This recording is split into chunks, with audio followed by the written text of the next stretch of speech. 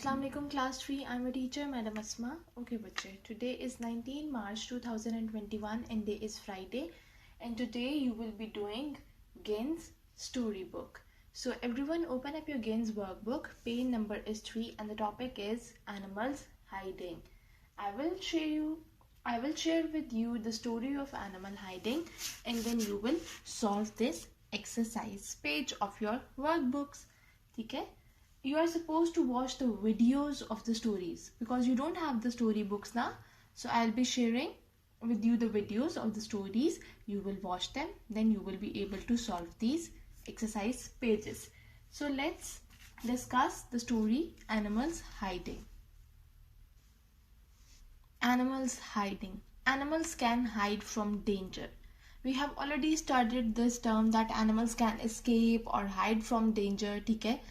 In science books. So basically in this topic animals hiding, they are sharing the different ways of different animals that how they hide. Okay, first of all, a squirrel runs up a tree. If there is any danger around the squirrel, so what she do is that she just runs up the tree. This is the way of the hiding of squirrel. And how fox hides? A fox hides in a den. This is a picture. It is a den. Okay, it's an underground den. Okay, underground hole is called a den and the fox hides in it when there is some danger around it. Okay, next.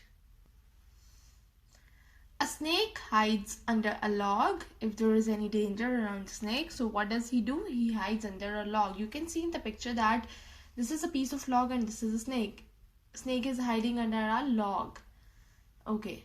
And next, a tortoise hides too. And how does it hide? It covers itself in the shelf. Okay? As you people know that there is the outer shell of the tortoise. So when there is danger, for example, this is a tongue. This is dangerous to tortoise. So what does tortoise did? It cover itself into the shell. So this was the topic. Okay, we have discussed about 5 animals and their hiding points. Now come to the workbook in the next video.